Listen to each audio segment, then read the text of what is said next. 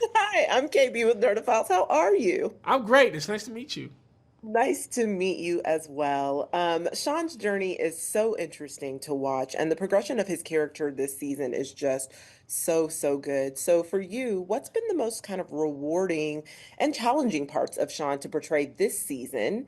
And what has stepping into this character taught you about giving yourself, kind of more grace in your own life? Those are three great questions. I think the most rewarding for me is probably getting to do the scenes where Shawn is doing the work.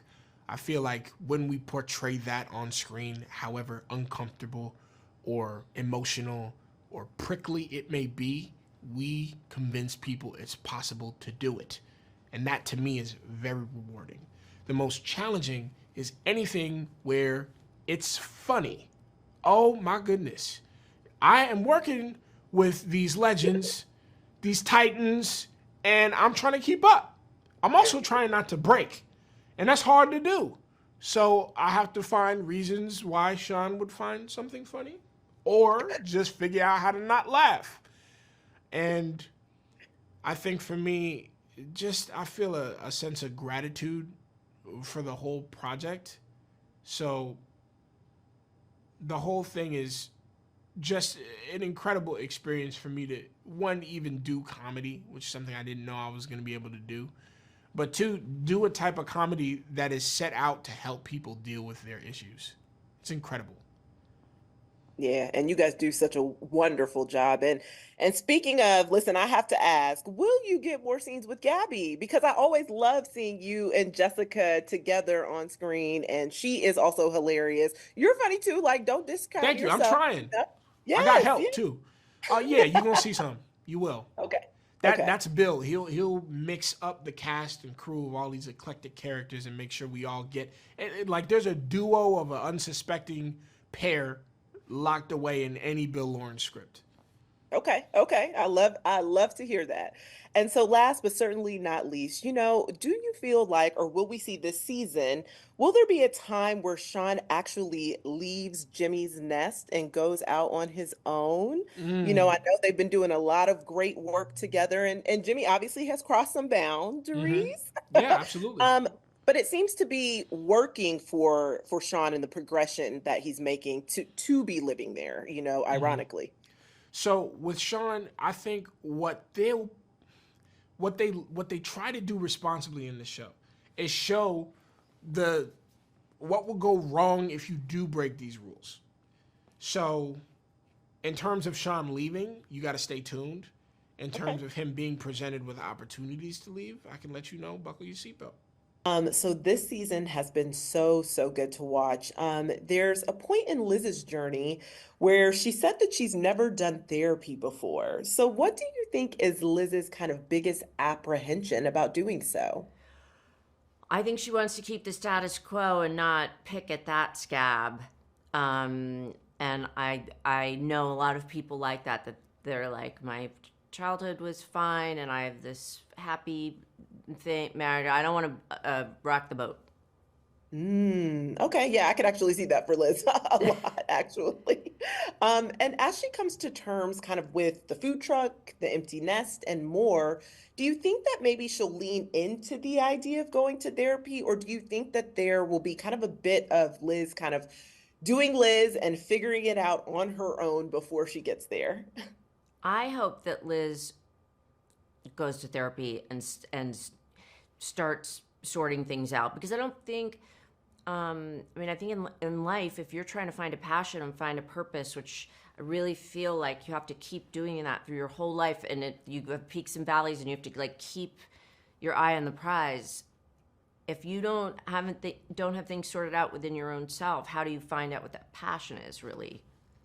I have so many friends that have just, when their kids went to college. I mean, a friend of mine just started a pot business, and it's very successful, and like now she's like a businesswoman, and she was a mom. There's, I don't know, people, you can do anything, I think. Yeah, you can. And I want Liz to know that like life didn't end when her sons all went off to college. Right. She can do anything that she wants to do. And I think she got a sense of that with the food truck. And now she's kind of like, okay, what's next, you Yeah. know? And so, how will her relationship with Derek kind of shift and change in this season of her life, as you said, as she figures out kind of what she needs in this next stage? I think they've been in a kind of cycle of like this kind of works or this works very well. I think we're happily married, but we haven't paid attention to the marriage as much as we needed to when the kids all left. Mm. That's what I think. Ooh, I like that. It's true because now they're kind of on opposite sides of the fence, right? Like Derek is at home now and she's really itching to get out and to have her own thing and to have her own business. So I am curious to see how this kind of shifts their dynamic on top of its head from Well, what we're just used to seeing. wait. But lovely to meet you. Oh, you Um, too. Listen, I'm loving this season so far in Brian's journey. So my first question is, just so as he and his husband kind of open up the conversation about expanding their family, how will the potential of this life-altering change kind of impact not only their relationship, but also Brian's relationship with his father? Because we saw last season that there are some unresolved conversations between he and his dad.